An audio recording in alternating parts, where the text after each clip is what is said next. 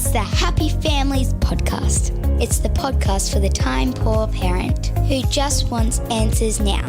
There's just this consistent theme that plays out as we raise our kids, and it all revolves around this idea of us telling our kids what to do. Well, and their deep need for autonomy. And now here's the stars of our show, my mum and dad. Hello, this is Dr. Justin Coulson, the founder of happyfamilies.com.au and the host, co-host and parenting expert of Channel 9's hit TV show Parental Guidance. I'm here today with my wife and mum to our 6 children, Kylie. And this is Happy Families, who's just had a haircut and is feeling a little bit suave today, aren't you? Doesn't it feel good when the hairdresser makes your hair look flash and does his thing? Yeah, I just need a hairdresser in my pocket because I can never get it to look like it does after. I know, that's the worst. That's so frustrating. I have to wait 10 weeks in between my haircuts. I know. It's a long wait, but you're feeling good, and that's the main thing today.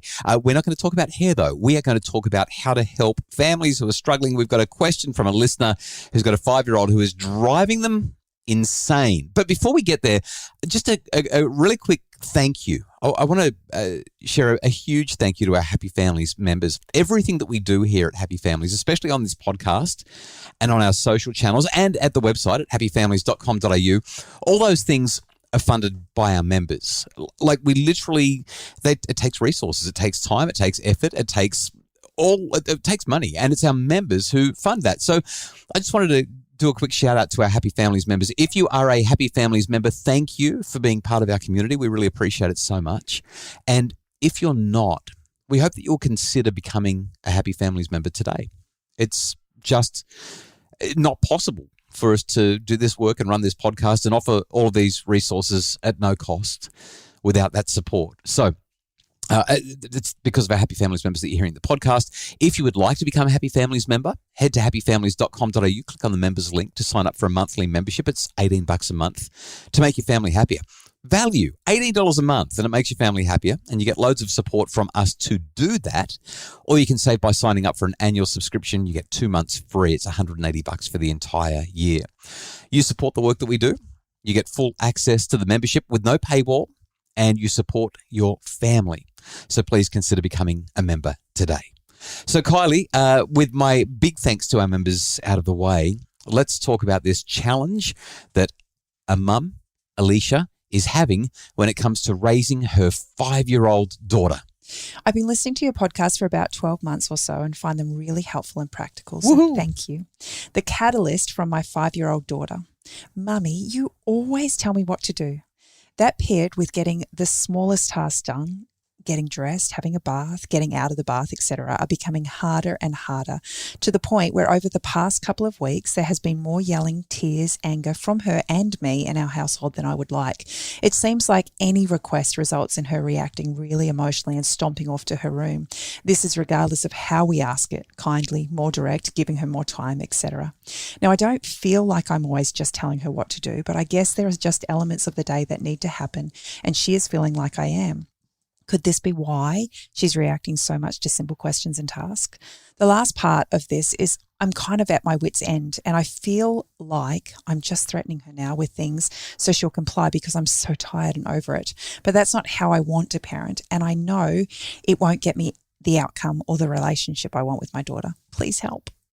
Being a parent is taxing, isn't it? It's so tiring. And it's one of those things where we constantly fret and worry, and I really appreciate that people trust us with their questions. Let's have a conversation about this. I love, first of all, this line, Mummy, you always tell me what to do. There will be a version of that at every age of raising a child. Like when they're 2 or 3, it's you can't tell me what to do. You're not the boss of me. When they're 5, you always tell me what to do. By the time they become teenagers, it's stop telling me what to do. But there's just this consistent theme that plays out as we raise our kids, and it all revolves around this idea of us telling our kids what to do. Well, and their deep need for autonomy. Yeah, huge. So a couple of developmental things that we need to talk about. First off, from a developmental point of view, if you are a Happy Families member, you hopefully have already had access to and watched the webinar, Little People, Big Feelings. If you're dealing with kids who are under about the age of 5 or 6, my strong recommendation is that you get access to that. If you're not already a Happy Families member, you can buy it in the store, but become a member and you get it for half price plus access to everything as well, and you get to support the work that we're doing. But Little People, Big Feelings, there's one element of that I talk about. It's this thing called theory of mind, and it explains so much of what's going on with Alicia's 5-year-old daughter. And theory of mind is basically, you know that thing, Kylie, where let's say you and I are having a conversation. We're sitting on the front porch. We're enjoying the quiet afternoon. My phone rings. So I jump up and say, I'll be right back, honey. I've just got to take this call. It's a really important one, but I promise I'll be back in a sec. And I walk out into the yard and start chatting. Because you're such a practical joker, you decide that while I'm on the phone, you're going to grab my drink and move it from where I left it on the table and go and put it inside on the dining table. Because, I don't know, you just want to play a joke on me. Now, when I come back from my conversation with this person on the phone, where will I look for my drink? On the table where you left it? Obviously. Any adult that I ask that question of looks at me like I'm a weirdo, like as if you'd asked that question. But if you ask a child who's under about the age of 5 where I would look for the drink, they'll tell you it's where they put it.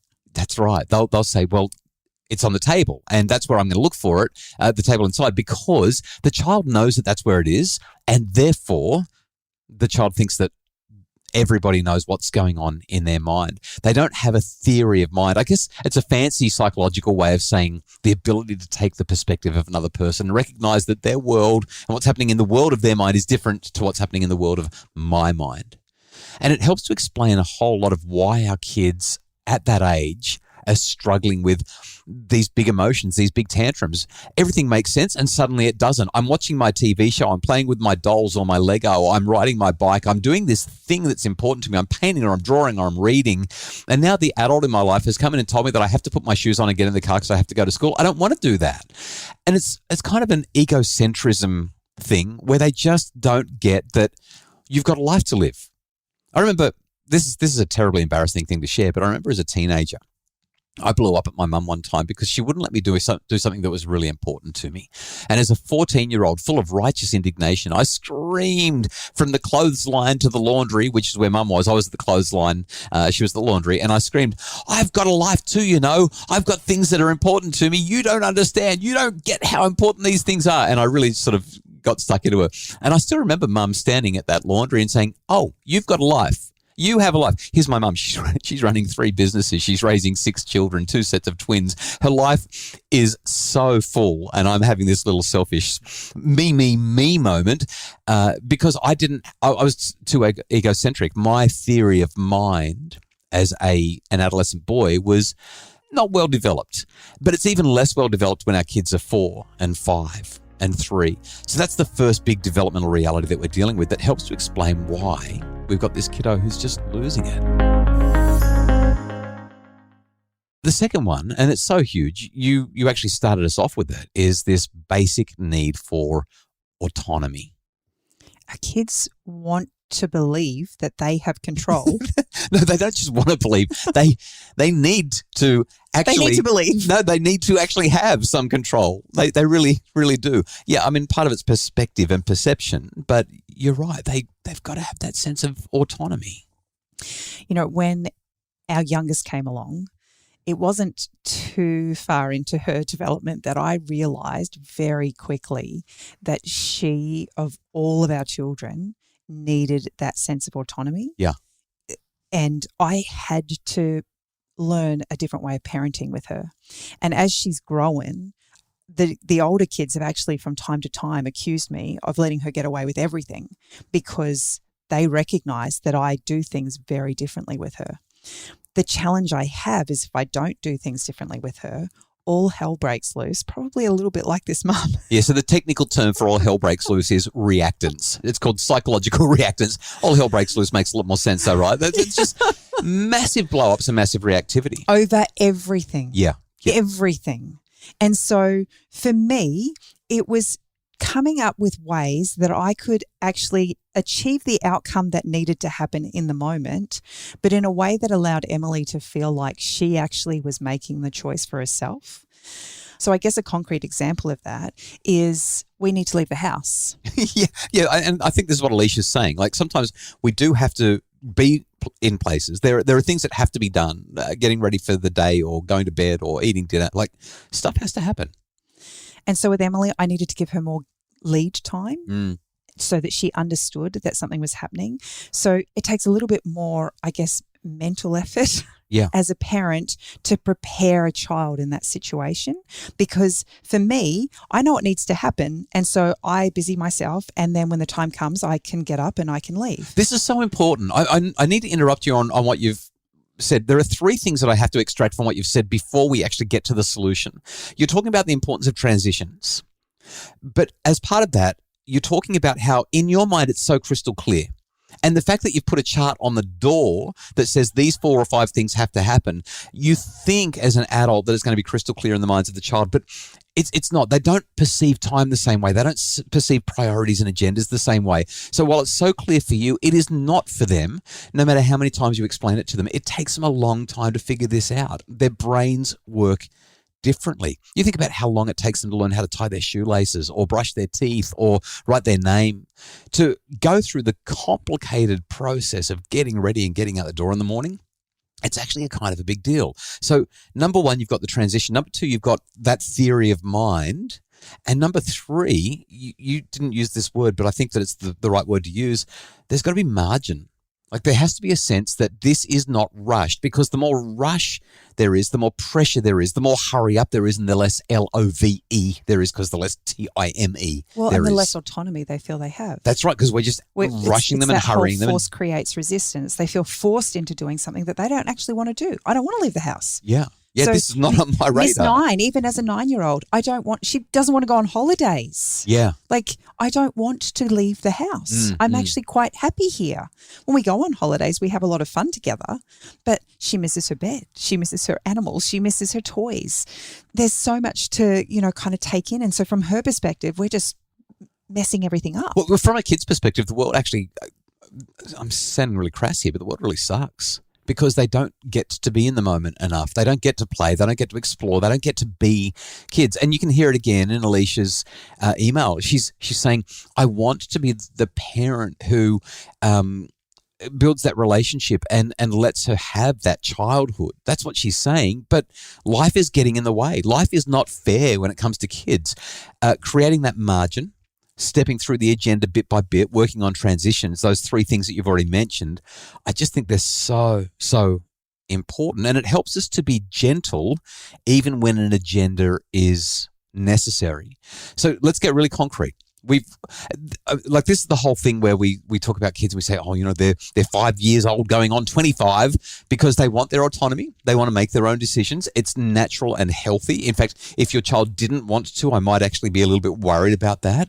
Well, they're also really good at articulating what they want. Yes. As we get older, we actually get less inclined to articulate the things that we need and want in our lives. But as young kids, we're really good at saying, actually, I don't want to do that. That's right. And as parents, we're kind of going, hang on a sec, I'm the adult in the room and I should be able to make the decisions around here. But as children, they're so good at telling you what they need and what they want. Yeah, they just don't often do it in a way that we want to hear it. They tend to be a bit clumsy, to say the least, sometimes even worse. So let's talk about 1 or 2 really simple strategies that we've employed with our own kids and see if we can get really concrete, really practical for Alicia. So the first thing is actually after the fact. When we have these challenging days, one of the best things that I found to work with Emily was to sit down with her at the end of the day once things were calm. I love her saying was, like past tense. Like you mean just 3 days ago, right? When things are calm, I can actually sit there and we can have these amazing moments of snuggles and cuddles and just really beautiful connection time. And in that moment, I can talk to her about how today was a little bit rough. Yep. And things didn't go the way that I wanted them to. And Mummy got a little bit cranky at you and you got really upset. Can you tell me a bit more about that? And so we explore how it felt for her and what it was that upset her, or what I did that I wish I could have changed. And in that process, we can then talk about the things that we'd like to do next time. And I'm going to have that conversation with her another 100 times or more. 1,000. Let's be real. Come on. Give people hope. Give people hope. But the reality is, if my goal is to build a relationship with her, then it's going to be in those moments that the relationship is going to build. Yep. Yeah. And as I do that, moments of connection. Yeah, as I have those moments of connection, I continue to help her to grow and allow her then the opportunity to utilize her autonomy more. Something else that I love that I've learned from you, I know that I'm the parenting expert, and I've actually talked about the stuff in workshops, but I had never done it. You actually have. And that is that if she doesn't want to get ready, there are days where you've said, all right, well, let's just jump in the car and we'll go for a drive and I'll bring the stuff and we'll see how you're feeling when we get there. And so you've many times put her in the car in her pajamas with crazy hair and thrown some food in that is suitable for breakfast that she can eat while you're driving. And when you get to school, suddenly she's like, yeah, I can't get out of the car until I've got my uniform on. And so you will dress her in the school car park and get her off to school that way.